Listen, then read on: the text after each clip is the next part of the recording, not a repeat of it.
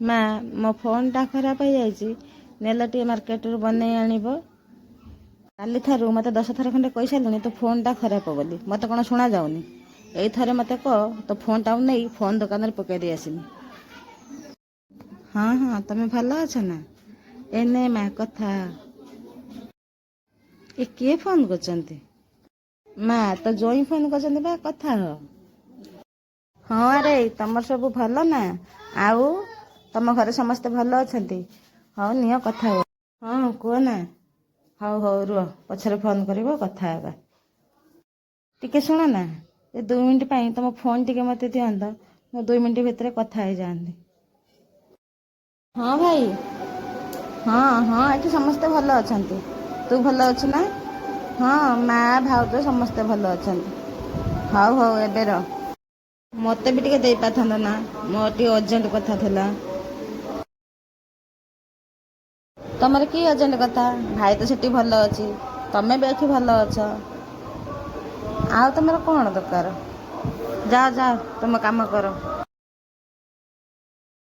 ବୋଉ ବୋଉ କୁଆଡ଼େ ଗଲୁ ମା? ପାଣି ମୁନ୍ଦେ ଦେଇଥାନ୍ତା, କୁଆଡ଼େ ଯାଇଛି? ମା ତୋ ବୋଉ କ'ଣ ଘରେ ଅଛି? କେଜାଣି କୁଆଡ଼େ ଯାଇଛି, ଘରେ ତ ନାହିଁ। ଘର ବାହାରେ କୁଆଡ଼େ ବି ନାହିଁ। କୁଆଡ଼େ ଯାଇଛି ବୋଉଟା? କାହାକୁ ତ କ'ଣ ଜଣେଇକି ଯିବା ଥିଲା ନା।